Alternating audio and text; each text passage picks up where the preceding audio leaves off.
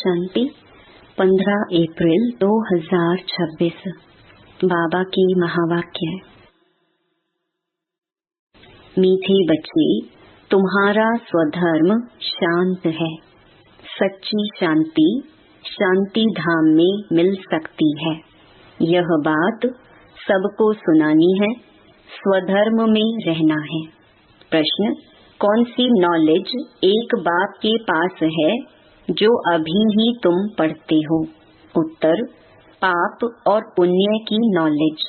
भारतवासी जब बाप को गाली देने लगते हैं तब पाप आत्मा बनते, और जब बाप को और ड्रामा को जान लेते हैं तब पुण्य आत्मा बन जाते हैं। यह पढ़ाई तुम बच्चे अभी ही पढ़ते हो।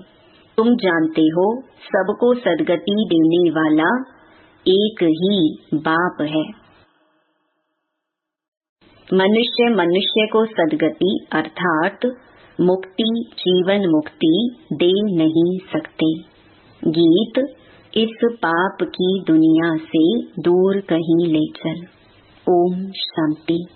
बाप बैठकर बच्चों को समझाते हैं कि यह है पाप आत्माओं की दुनिया। वह भारत को ही कहेंगे कि भारत पुण्य आत्माओं की दुनिया थी, जहाँ देवी देवताओं का राज्य था। यह भारत सुख धाम था और कोई खंड नहीं थे, एक ही भारत था। चैन अथवा सुख उस सतयुग में था जिसको स्वर्ग कहते हैं। यह है नर्क। भारत ही स्वर्ग था, अभी नर्क बना है। नर्क में चैन अथवा सुख शांति कहाँ से आए? कलयुग को नर्क कहा जाता है। कलयुग अंत को और ही रौरव नर्क कहा जाता है, दुख धाम कहा जाता है। भारत ही सुख धाम था जब इन लक्ष्मी नारायण का राज्य था। भारतवासियों का गृहस्थ धर्म पवित्र था, प्योरिटी भी थी, सुख शांति भी थी, संपत्ति भी बहुत थी। अब वही भारत पतित बना है, सब विकारी बने हैं। यह है दुख धाम। भारत सुख धाम था, और जहाँ हम आत्माएं निवास करती हैं वह है शांति धाम। शांति वहाँ शांति धाम में ही मिल सकती है। आत्मा शांत वहाँ ही रह सकती है जिसको स्वीट होम, निराकारी दुनिया कहा जाता है। वह है आत्माओं का घर। वहाँ जब रहते हैं तो आत्मा शांति में है। बाकी शांति कोई जंगल आदि में जाने से नहीं मिलती है। शांति धाम तो वही है। सतयुग में सुख भी है, शांति भी है। यहाँ दुख धाम में शांति हो नहीं सकती, शांति धाम में मिल सकती है। सुख धाम में भी कर्म होता है, शरीर से पाठ बजाना होता है। इस दुख धाम में एक भी मनुष्य नहीं जिसको सुख शांति हो। यह है भ्रष्टाचारी पतित धाम। तब तो पतित पावन को बुलाते हैं, परंतु उस बाप को कोई जानते नहीं है, इसीलिए निधन के बन पड़े हैं। ऑर्फन होने कारण आपस में लड़ते झगड़ते हैं। कितना दुख, अशांति, मारा मारी है। यह है ही रावण राज्य। राम राज्य मांगते हैं। रावण राज्य में न सुख है न शांति है। राम राज्य में सुख शांति दोनों थे। आपस में कभी लड़ते झगड़ते नहीं थे। वहाँ 5 विकार होते ही नहीं। यहाँ 5 विकार हैं। पहला है देही अभिमान मुख्य, फिर काम क्रोध। भारत जब स्वर्ग था तो यह विकार नहीं थे, वहाँ देही अभिमानी थे। अब सब मनुष्य देही अभिमानी हैं। देवताएं थे देही अभिमानी। देही अभिमान वाले मनुष्य कभी किसको सुख नहीं दे सकते, एक दो को दुखी देते हैं। ऐसे मत समझो कोई लखपति, करोड़पति, पदमपति हैं तो सुखी हैं। नहीं, यह तो सब है माया का भभका, माया का राज्य है। अभी उनके विनाश के लिए यह महाभारत लड़ाई सामने खड़ी है। इसके बाद फिर स्वर्ग के द्वार खुलने हैं। आधा कल्प के बाद फिर नरक के द्वार खुलते हैं। यह बातें कोई शास्त्रों में नहीं है। भारतवासी कहते हैं जब भक्ति करेंगे तब भगवान मिलेगा। बाबा कहते हैं जब भक्ति करते करते बिल्कुल नीचे आ जाते हैं तब मुझे आना पड़ता है स्वर्ग की स्थापना करने, अर्थात भारत को स्वर्ग बनाने। भारत जो स्वर्ग था वह नरक कैसे बना? रावण ने बनाया। गीता के भगवान से तुमको राज्य मिला, 21 जन्म स्वर्ग में राज्य किया। फिर भारत द्वापर से कलयुग में आ गया, अर्थात उतरती कला हो गई। इसीलिए सब पुकारते रहते हैं हे पतित पावन आओ। पतित मनुष्य को सुख शांति पतित दुनिया में मिल ही नहीं सकती। कितना दुख उठाते हैं। आज पैसा चोरी हुआ, आज दिवाला मारा, आज रोगी हुआ। दुख ही दुख है ना। अभी तुम सुख शांति का वर्षा पाने का पुरुषार्थ कर रहे हो, बाप से स्वर्ग का वर्षा लेने का पुरुषार्थ कर रहे हो। सदा सुखी बनाने वाला एक ही बाप है, सदा दुखी बनाने वाला रावण है। यह बातें भारतवासी नहीं जानते हैं। सतयुग में दुख की बातें होती नहीं, कभी रोना नहीं पड़ता, सदैव सुखी सुख है। वहाँ देह अभिमान अथवा काम क्रोध आदि होते नहीं। जब तक 5 विकारों का दान ना दे तब तक दुख का ग्रहण छूट नहीं सकता। कहते हैं ना, दे दान तो छूटे ग्रहण।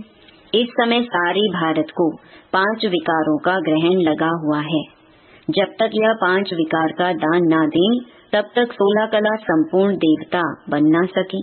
बाप सर्व का सदगति दाता है। कहते हैं गुरु बिगर गति नहीं, परंतु गति का भी अर्थ समझते नहीं।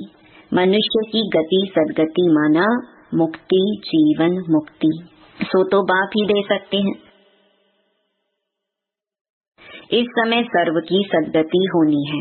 दिल्ली को कहते हैं न्यू दिल्ली, पुरानी दिल्ली, परंतु अब न्यू तो है नहीं। न्यू वर्ल्ड में न्यू दिल्ली होती है, ओल्ड वर्ल्ड में ओल्ड दिल्ली होती है। बरोबर जमुना का कंठा था, दिल्ली परिस्तान थी, सतयुग था ना। देवी देवताएं राज्य करते थे। अभी तो पुरानी दुनिया में पुरानी दिल्ली है, नई दुनिया में तो इन लक्ष्मी नारायण का राज्य था। भारतवासी यह भूल गए हैं। नया भारत नई दिल्ली थी तो उनका राज्य था और कोई खंड ही नहीं था। यह कोई भी नहीं जानते। गवर्नमेंट यह पढ़ाती नहीं है। जानते हैं कि यह तो अधूरी हिस्ट्री है। जब से इस्लामी बौद्धि आए हैं, लक्ष्मी नारायण के राज्य का कोई को पता नहीं है। यह बाप ही बैठ समझाते हैं कि सारी सृष्टि का चक्कर कैसे फिरता है। जब भारत स्वर्ग था तो गोल्डन एज था, अब वही भारत देखो क्या बन गया है। फिर भारत को हीरे जैसा कौन बनाए? बाप कहते हैं जब तुम बहुत पाप आत्मा बन जाते हो तब मैं आता हूँ पुण्य आत्मा बनाने। यह ड्रामा बना हुआ है जिसको कोई भी नहीं जानते। यह नॉलेज सिवाय बाप के कोई दे ना सके।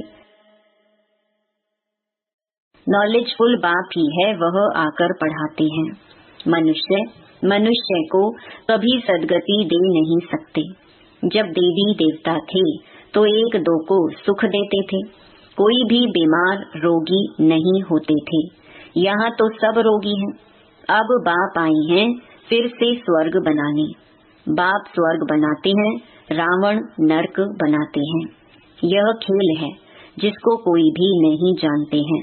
शास्त्रों का ज्ञान है फिलॉसफी, भक्ति मार्ग, वह कोई सदगति मार्ग नहीं है। यह कोई शास्त्रों की फिलॉसफी नहीं है। बाप कोई शास्त्र नहीं सुनाते, यहाँ है स्पिरिचुअल नॉलेज।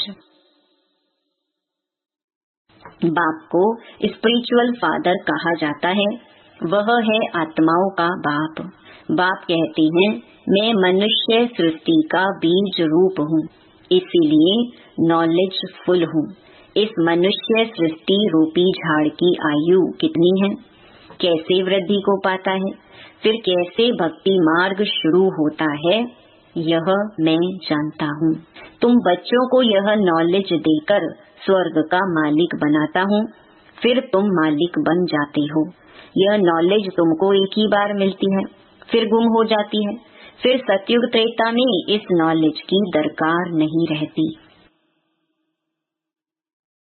यह नॉलेज सिर्फ तुम ब्राह्मणों को है, देवताओं में यह नॉलेज नहीं है, तो परंपरा से यह नॉलेज आ न सके।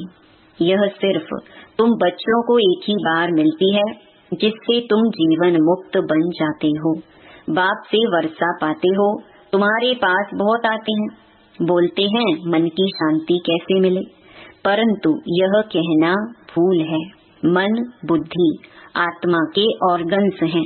जैसे शरीर के ऑर्गन्स हैं, आत्मा को पत्थर बुद्धि से पारस बुद्धि बाप ही आकर बनाते हैं, जो सतयुग त्रेता तक चलती है, फिर पत्थर बुद्धि बन पड़ते हैं।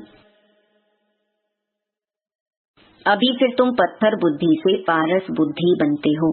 तुम्हारी पारस बुद्धि जो थी उसमें खाद मिलती गई है, अब फिर पारस बुद्धि कैसे हो। बाप कहते हैं हे आत्मा मुझे याद करो। याद की यात्रा से तुम पवित्र बनेंगे और मेरे पास आ जाएंगे। बाकी जो कहते हैं मन की शांति कैसे मिले, उन्हें बताओ कि यहाँ शांति कैसे हो सकती। यह है ही दुख धाम, क्योंकि विकारों की प्रवेशता है। यह तो बेहद के बाप से ही वर्षा मिल सकता है, फिर रावण का साथ मिलने से पतित बन जाते हो। फिर बाप द्वारा पावन बनने में सेकंड लगता है। अभी तुम आई हो बाप से जीवन मुक्ति का वर्षा लेने। बाप जीवन मुक्ति का वर्षा देते हैं और रावण जीवन बंध का श्राप देते हैं, इसीलिए दुख ही दुख है। ड्रामा को भी जानना है, दुख धाम में किसको सुख शांति मिल ना सके। शांति तो हम आत्माओं का स्वधर्म है, शांति धाम आत्मा का घर है।